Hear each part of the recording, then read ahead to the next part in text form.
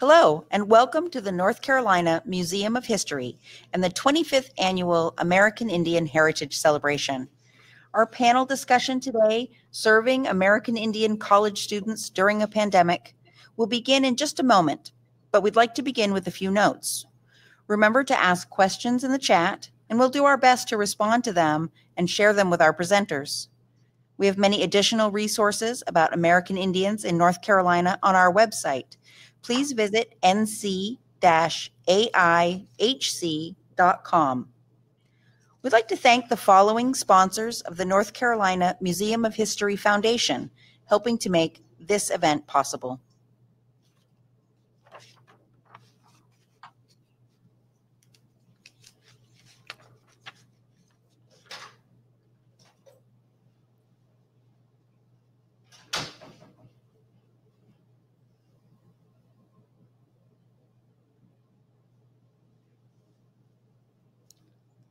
Now let's get started.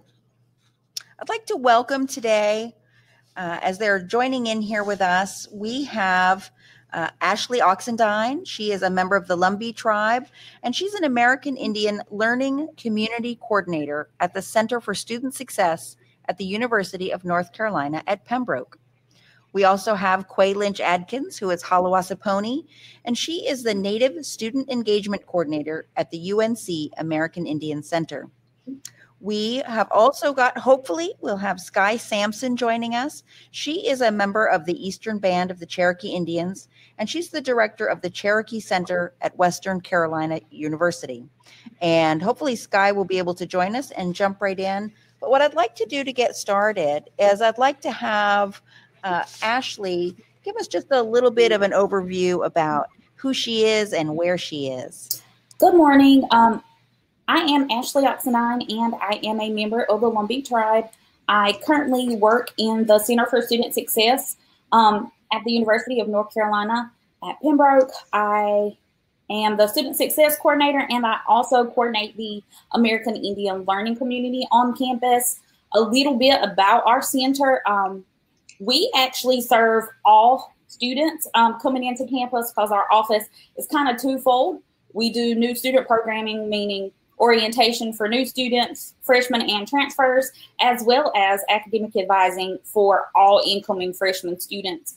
I actually advise all teacher education majors, American Indian Studies majors, as well as mass communication majors, along with my duties in regards to the American Indian Learning Community.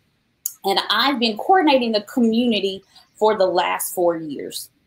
Currently this semester, we have about 20 students in American Indian Learning Community on campus. Wonderful. And now, Quay, could you tell us a little bit about the work that you do and where you're located? Say hello, and you're welcome to be here in this space, in this virtual space. Of course, I'd rather us be meeting in person, but just this virtual environment gives us so many opportunities to reach so many. And thank you to the Museum of History for hosting such an event. As she said, my name is Lynch Adkins. I work at the American Indian Center, which is housed within the campus of UNC Chapel Hill. And there on campus, our American Indian Center serves as a public service center that serves not just the nations in North Carolina, but also across the nation. And we hope to do that and build mutually beneficial partnerships between the university, using its strength in research and just its excellence in general with community service, and tying it to the strengths that our Native communities already have to really build a prosperous future for all us American Indian people here in the state and beyond. More specifically, one thing I did forget to mention is that I am a member of the Haliwa-Saponi Indian tribe, and I've been with the center for 5 years now. So definitely hit that milestone and proud of that. But at the center specifically, serving as the Native Student Engagement Coordinator, I work, just like Ashley said, with both our Native students and our non-Native students alike. We seek to provide awareness and education around Native issues across campus and, like we said, in the community as well. But for our Native students, we host a new Native student orientation whenever our students come in the fall semester, a place for them to network, find comfort with each other, and start to build that community that's going to be their home away from home during their 4 years, even more at Carolina, working with both our graduate and our undergraduate students. We also this year just started our Native Pathways to Professional Development workshop series, which offers an opportunity for our students on campus to network with Native professionals across the state. We've had Dr. Marty Richardson from the Haliwa-Saponi Indian tribe come just as one example, and I know he did a presentation for the museum as well. And he spoke about how you can serve your people, your Native people, through your careers, no matter what field you go into. And we also brought in Alicia Freeman from the Waccamaw tribe, who actually works on our campus in our wellness center. And she was fantastic, and she really helped to address issues of microaggression that are oftentimes our students are faced on campus from peers, professors, the community at large, just from sheer not knowing so much about who we are and that we truly are still here. So that's just a little bit of what we do at the American Indian Center, and I'm sure we'll get into more a little bit soon. That sounds wonderful. Thank you, Quay. I see that Skye has joined us. Skye, are you able to turn on your camera?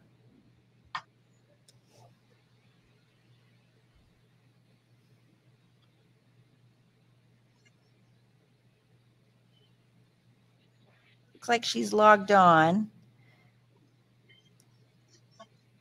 We'll give her just a second to jump in here with us. What we've done to start out, Skye, is, if hopefully you can hear me, is we've just done an overview of where we're located and what we're doing. So we'll come back to you for that, and hopefully you'll be able to join us and to get on. So what I've like, there's all kinds of things that have come up just in you and initially talking about the work that you're doing and who you're reaching.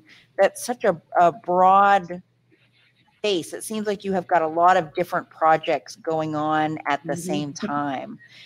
And what I wanted to talk about is, to get started, is thinking about what happened back in March. So you're both in campus, you're both working, you're moving ahead with things, you're the middle of spring semester, and we get the news about COVID. Quay, do you want to go first on this one and talk a little bit about what it looked like on campus and what happened and what people's reactions were? It rocked our worlds, to be very clear. I think very similar to what was happening across the nation was happening on campus. At first glance, I think we were all stunned. Everything seemed a bit still. The world seemed to stop for just a little while, not knowing what would be our next steps. Do we go to class the next day? Do we come into work the next day? Or how does everything shake down on a realistic day-to-day life viewpoint? But from our student standpoint, I have to give them lots of kudos and a round of applause for just sticking it out through this entire time, for being essentially removed from campus the end of last semester to this semester, coming to campus and then being removed back off of campus. And now we're facing a potential coming back on campus next semester. And we hope that we'll be able to keep students on campus during that time. But our students, they experience extreme stress, extreme anxiety, just everything shifted. When everything towards the end of the semester, I feel like our students typically finally hit their groove and they get a routine that makes loads of sense. And then not long afterwards, they were, hold on, my page is going off. Hopefully you can still see me.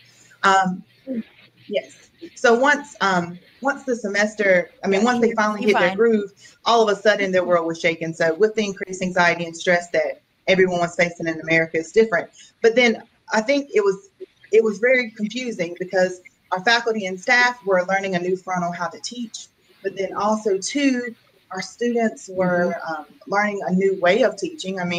If our students are anything like I was, they're definitely an audible, visual audio type of a learner. So not being able to hear it and having to then just read or do things electronically, I think it was very, very confusing. But our students definitely pulled through. There's still challenges they're facing, but I think just the community and having the American Indian Center for our students on campus to provide a resource of comfort, support, even connecting them with individuals across campus and the dean of students who might be helpful, just helping them adjust, work out logistics with as far as housing, if they need to be placed on campus, rather than being in their home communities.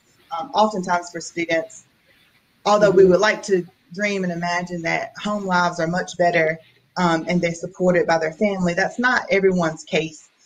So just making sure that our students can have a successful future, however it is that they need it to be, whatever they need to be successful.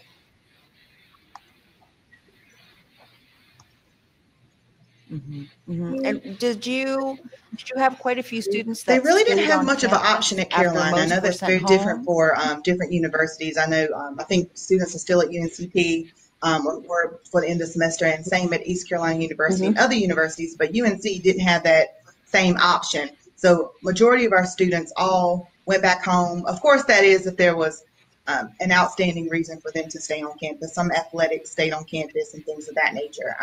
But typically for our general population, they all had to go back home. So this semester is going to be different with everybody coming back on campus. And there is an appeal process now to where students can stay on campus if they feel that's more beneficial to them. So I guess this next semester, we'll really see how that shakes down and what that reality actually looks like. Right. A lot of things I think everybody's learning as we go has sort of been the theme with a lot of the work that we're doing. And Ashley, at UNC Pembroke, did you have a similar experience? I know people can't see me. You and I are both nodding along with things that Quay are seeing. We're having those same experiences. Was there anything that was the same or different? I think essentially in the spring semester when everybody transitioned off campus, 2 weeks prior, I had took the learning community to Carolina's, the Carolina Indian Circle powwow just 2 weeks before that. And it was like, we were planning to do all of these events in the spring with the learning community. And then it was like, all of it was completely halted because our office, essentially, all of our students went home. Everything went to our online classes. I was actually teaching an online class. So it wasn't much of a transition for me in regards to classes, but it was definitely my students. I tried to make sure that I stayed in contact with students, learning community students. I have a listserv. I email students who are currently in the learning community and students who were previously in the learning community. Hey, do you need anything? How can I help you? How can I assist you? In my office, though, we were in the middle of advising season. And for that, we each have between 200 and 500 advisees, usually on average a piece, or 120 to 500, depending on the major. And so we were still having advising appointments. Like I was doing advising appointments just like this, or by phone, or some students didn't have access to do phone appointments, or so they may have only been able to get access to their email. And so we were communicating over email. So it was definitely different.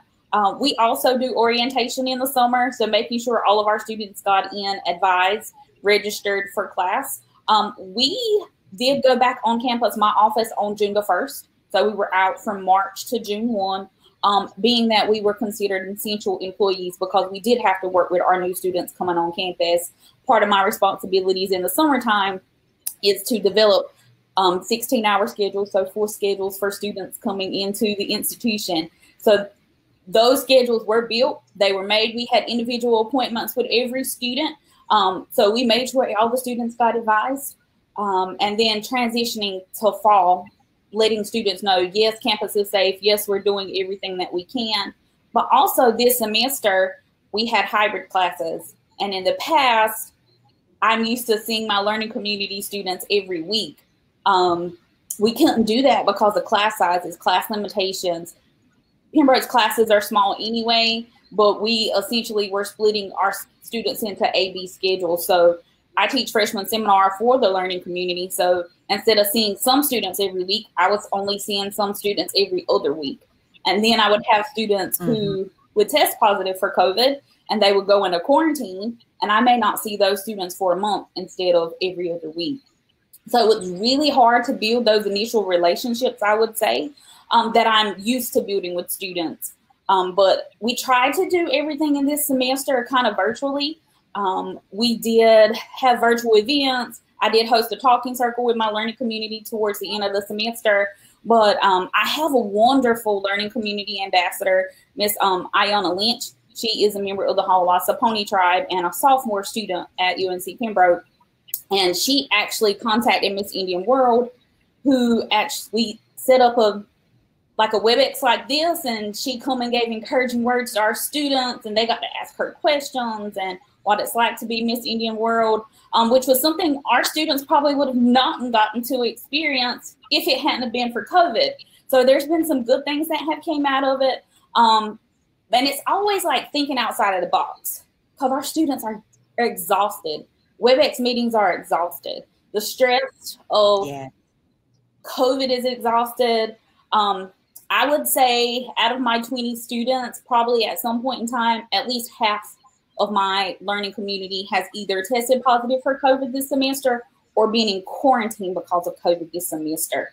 And so having to work with students through that, how do they email their professors? How do they catch up on assignments?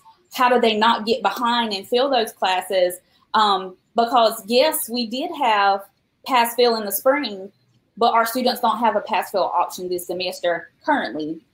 And from what we've been told, they're not going to have that option because classes either started online or they started on hybrid, because we finished our whole entire semester on campus or hybrid or online without our university actually having to shut down, which we have been blessed in that sense.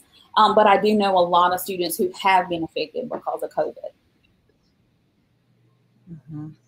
It's incredible how it's really touched so many people's lives, either directly or indirectly.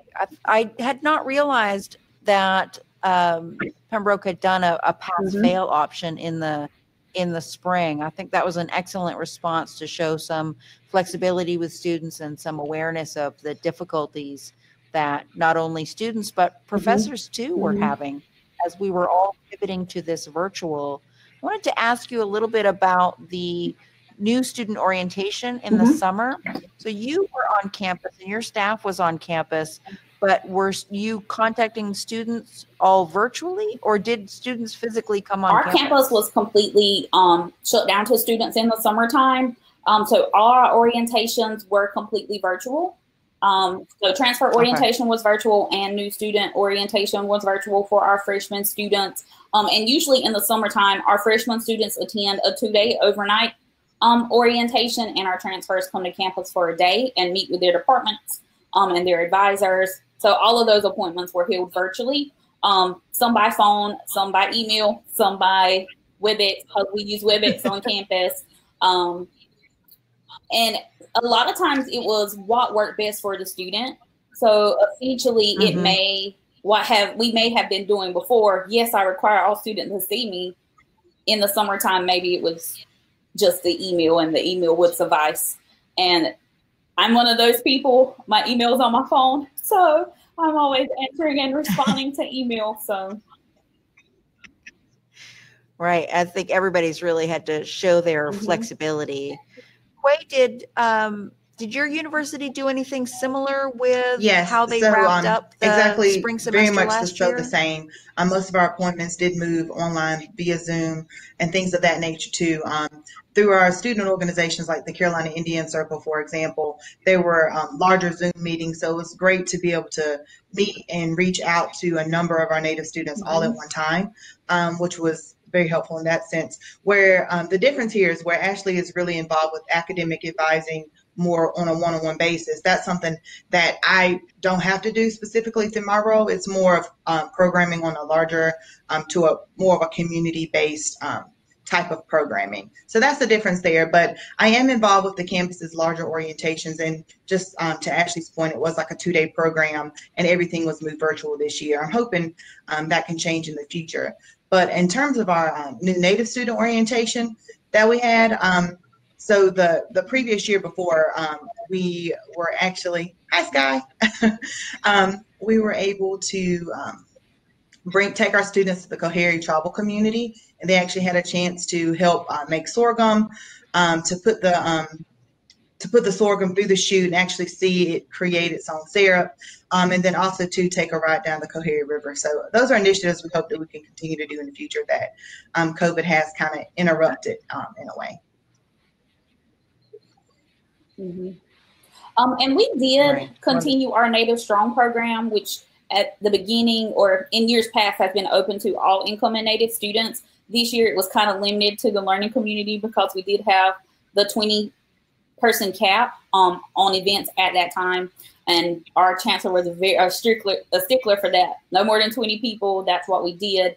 And that event had been overnight in the past, and it was only like a half a day, and we made sure everybody had on masks. Our students toured the Southeastern Museum on campus, so that was great.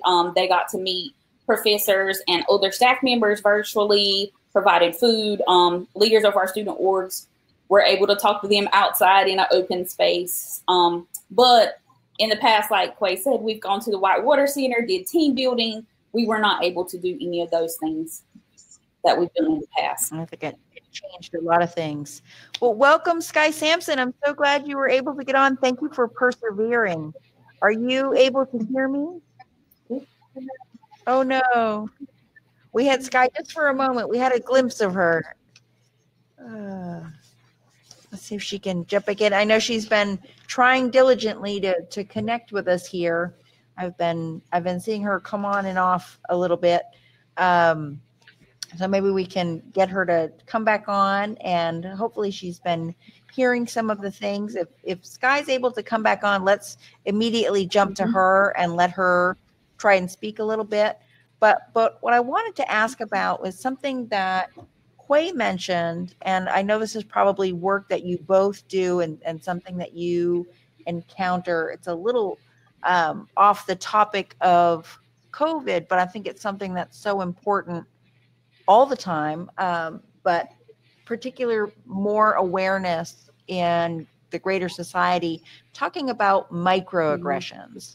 In case there's anybody on listening in our audience right now who doesn't know what that means, could you define that for us? Either way, I'll jump in. Either one so of you. Microaggression are what I've heard an analogy from someone. It almost can seem, these are words or comments that are not always necessarily intended to be offensive, but they are offensive to the to individuals who pertain to a population.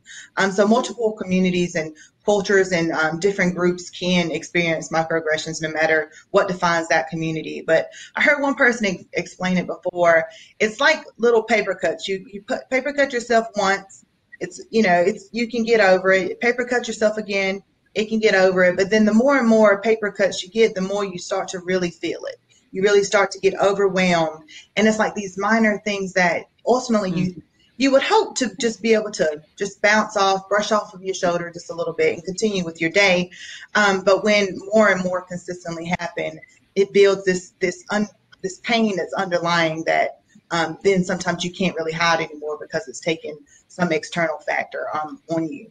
So it's just, so a lot of what we talked about were, it could be uses of language within like a college environment, or it could also be a professor, a top-down approach, or even coworker to coworker language can be common oftentimes. So it can be as simple as, let's go over here and let's powwow and let's have a little meeting. Or it can be as major as, I didn't really realize natives were still here. I didn't know you still existed. So that's just two examples. If Ashley wants to add in, she's welcome to. But just these little comments that we wish we didn't have to, I guess, combat or have to deal with now that we're constantly having to deal with. And sometimes when tensions build up or frustrations build up, we all need a space where we can vent, where we can just talk about how it affects us, and just the burden of having to answer these same questions over and over and over again. That can be a bit burdensome. So creating a safe space for students to talk about it openly has been proven to be really beneficial. And with UNCP being so diverse, I think that students sometimes forget the heritage and the history behind UNCP and why UNCP was founded, that it was founded for and by the Lumbee people to serve American Indian and educate American Indians. And some students who have never been to campus before don't realize that they're in the heart of Lumbee country, and there's a lot of Native students that are on campus, and the community is full of Native people, and they make comments like Quay said, sometimes very offensive. And we've had a lot of things happen over the summer and throughout the semester, and it does start to weigh down on our students. And it's like, whose side do I choose? Do I even choose a side? Sometimes I hate to even tell tell other people that I am Native because I'm afraid of what they're going to say. Mm-hmm. And I know that that's an added stress too for students when they feel like they're responsible for educating people all the time, and having to be, a representative of their people all the time. That's a lot of pressure. And I think with the added pressure from COVID and this on top of that they're facing a lot.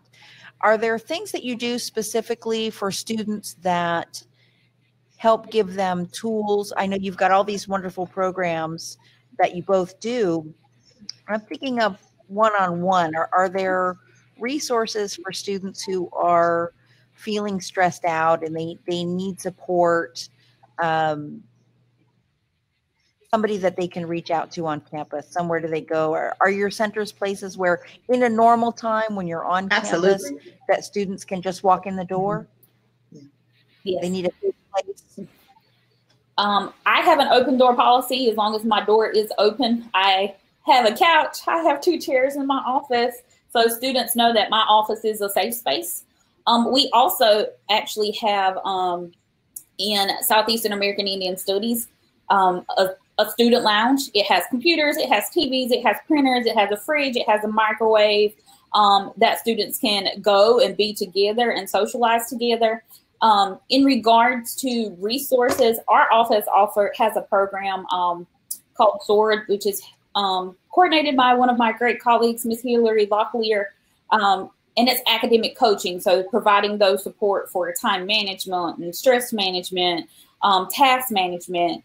And also we do have a counseling and psychological services center on campus. And this semester they've provided virtual appointments for our students as well, in addition to maybe a very few face-to-face, but they have transitioned to virtual appointments to help our students to manage those stresses. So just very similar to what Ashley said, we do have counseling that is on campus. We call it our CAPS program, and they are available, and they really have done a great job reaching our students. At the American Indian Center, very similarly, we have a Native student resource room where our students can hang out and enjoy. They too have access to a microwave. We've just recently, or this past year, actually provide snacks at the center that are just readily available for our students to grab and their convenience. Also too, I do have an open door policy. Students can come in and just sit and talk.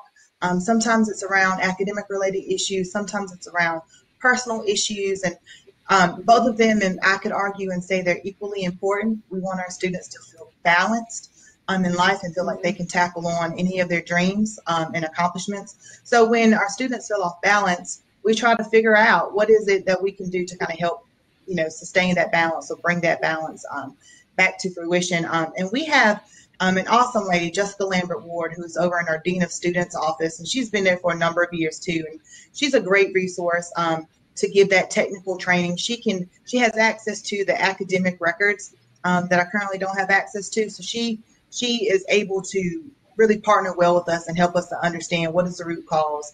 Are grades slipping or not, or are they excelling in one area versus another? Is it the classes that are hybrid, or is it the classes that are virtual? All of that, we can gain a better sense of what the students need, and then we can provide resources. We've taken students to lunch even just to kind of get them out of their environment and just a space where we can just talk and uplift them and just pour and rain down encouraging words on them. Starbucks is Wonderful. Connected to my building. So I do take a lot of students to Starbucks. UNCP has done a great job of putting picnic tables with umbrellas out that were not there before. So students do have those outside spaces that they can meet and gather and that kind of thing. So yes, lots of Starbucks conversations. And Great. I think sometimes, and that reminds me, yesterday we had Dr. Halliday was here talking about honoring Native foodways on UNC Pembroke, and this idea of sharing food and sitting down together, and how that creates a safe place and you know, a sense of sharing. So I love that Starbucks is serving that purpose too on campus. That's fabulous. So we do have Skye here with us. She's not able to have her camera up, but she's hearing us and she's here. So if anybody who's watching the session wants to jump into the chat and ask something specific of Skye, as I said earlier, Skye is Eastern Band of Cherokee Indians. She's coming in from the Cherokee Center at Western Carolina University. And one of the things I know that they have out there at Western is they've got a program that works with the community that reaches out to high school students, that is helping local Indigenous students at the high school level prepare for college and to have college readiness. And I think that this idea of college readiness and the idea of knowing that college is an option for our American Indian high school students across the state. Do either of your programs have your centers specifically do any outreach Carolina with Horizons? Community? Like I mentioned earlier, that's my biggest program as far as participants at one given time that we host. Typically, we have 50 students come in each June to experience a college access program. And on a regular basis, we have everyone from scholarships and financial aid to admissions, to different American and Indigenous Studies department, to our college students. We have so many different resources available to them. We bring in the past, we brought in Kaya Little Turtle, who's done cultural dances and performances with her students. We brought in Vivette Jeffries Logan from the Ocendine Band of Saponi Nation. And she's really talked about creating that balance and using the medicine wheel as a center of her discussion. And they've been great programs. I mean, our whole goal with that program is to provide college access, but to really focus in on essay writing. So we brought in Dr. Leslie Locklear, who actually is employed at UNC Pembroke now. And she comes in and she's just phenomenal at what she does. She also helps lead the NCMOH program, which is the North Carolina Native American Youth Organization program. But just bringing her in to really meet one-on-one along with our current college students to really focus on essay viewpoints and language and how to make each of your essays unique, and how to, I guess, help you shine in your essay. And so she has led one-on-one sessions there as well as on a group. And then together we all provide feedback for our students on their essays. And the whole, the big goal and big accomplishment that I feel that comes from the program is that when students leave, they pretty much have a final draft of their essay. So when they get ready to apply for the Common App, or any of them, we just focus primarily on the Common App because it applies to so many universities within the state. They are, in my opinion, halfway there. The first part is more demographics about you, your name, et cetera, all of those pieces. But once they put that essay in there, they really almost have the full package done. And hopefully that just eases the flow of the whole process once they get started.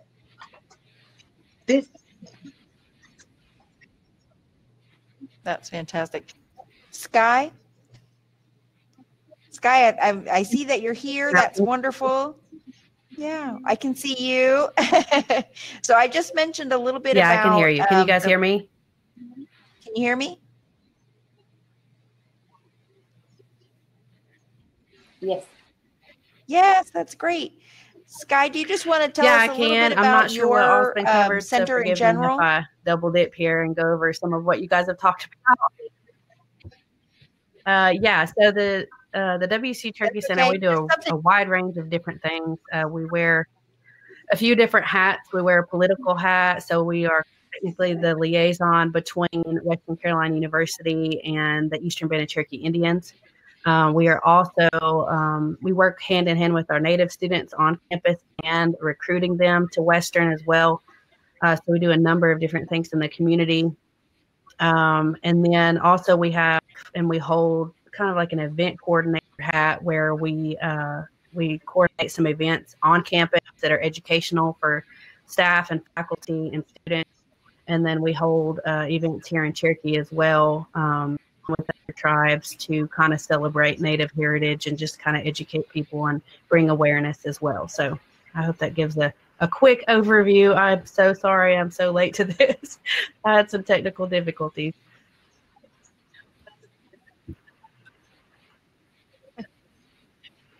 No, no problem. No problem. We're all figuring this out as we go. That's kind of been the theme. In fact, it fits well with what we were talking about with how COVID has affected us and how we have converted so many things to virtual. Did you have that experience at the center too, sending March, students home and having to convert programs to online? Very weird. Everybody was like, what are we doing? And I have a lot of students that have a hard time with online classes. So trying to transition with them and kind of welcome them to the center, one-on-one or one at a time, so that we are being, restrictive with social distancing, but also helping them get done what they need to get done with their classes. But that's actually been kind of fun, having people in the center all the time. We're kind of used to students coming in and out and hanging out anyway. So having more was really fun, but also, the virtual events, we've really had to be creative this year in trying to recreate our events and things. And so we've actually done all virtual events so far. And we plan on, trying to stay on that track for a little while longer to try to get what we can and the impacts we can make in the community that way, which are working, which we're really happy about. We had a few events this month. We had our last one yesterday. And so we've reached over 100,000 people just virtually, which is fantastic. So that's more than what we could ask for. Mm-hmm. Right. Wonderful. Yes, I saw that you had a very busy week. That you had some programs going on this week. So that's wonderful. I'm glad you made time to be with us today. And that reminds me, Ashley had said something about that they were reaching people, with WebEx and with phone calls and virtual. Have the three of you had issues with students who've not had connected? They don't have the technology or the broadband where they are, that they're having some limitations that you've had to overcome and think creatively about how to keep those students connected? Yes.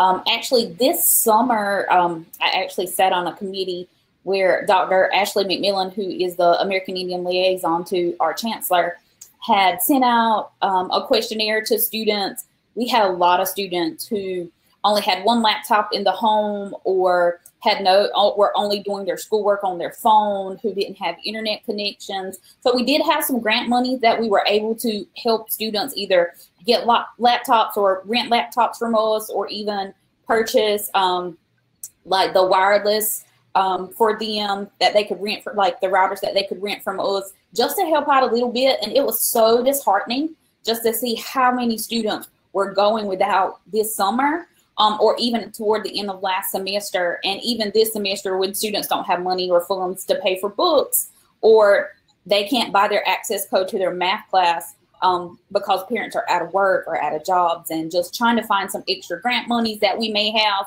to help support those students. Yes and no. Skye, like I said, we have free Wi-Fi at the center, and we have multiple laptops for them to use. So a lot of times they'll just come to the center if they need that. But here in the mountains, internet is horrible. For example, my situation today is a good example of that. Here, you either have to have satellite internet, which is super delayed and super slow and super expensive, or you don't have it at all. And so we do have to battle with that quite a bit. But, we don't have any funding per se to kind of help them get internet at their house and things like that. But we do provide that at any time. And we meet students there even, after hours if they need to kind of get what they need to get done. And then we have our tribe here has kind of put together some free Wi-Fi and like throughout the community for both our college students and our K through 12. And so they're able to kind of pull into the local gyms here or wherever those locations are and kind of get the internet that they need. And it's really good internet there. So I'd almost rather go there than have it at your house. So, but yeah.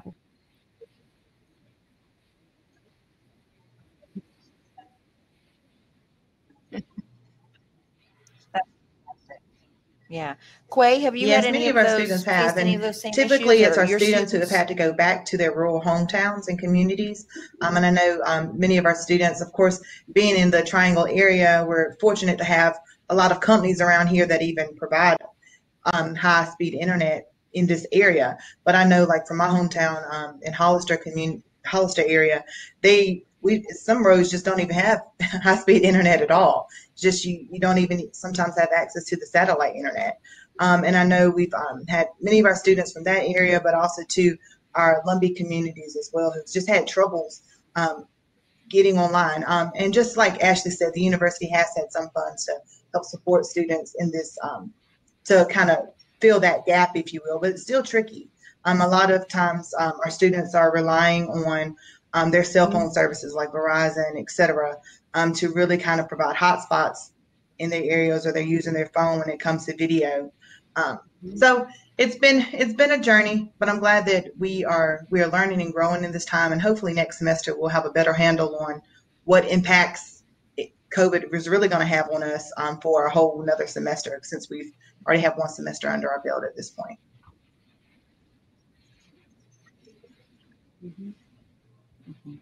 That's fantastic. Well, we're just about out of time, so I wanted to say thank you to all three of you for coming today. I had even more things I wanted to ask you about, so we'll have to have you all three come next year to the celebration, which will hopefully be in person, and we that is the goal. That is the goal. And then hopefully you also will be having your semesters back on campus and students back to services as normal, and we'll, we're thinking about that for the future. But I really appreciate you all coming in to talk with us today and share with us some of the unique issues that students are facing and all the incredible programs and support that each of your centers is offering students in our state. Thank you all so much, and I look forward to talking to you soon. Bye-bye. Bye. Thank you.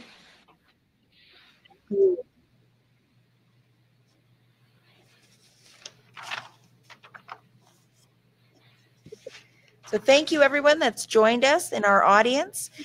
We have many other events that are happening. If you go to our schedule at nc-AIHC.com to follow in for other events. Thank you, everyone. Bye-bye.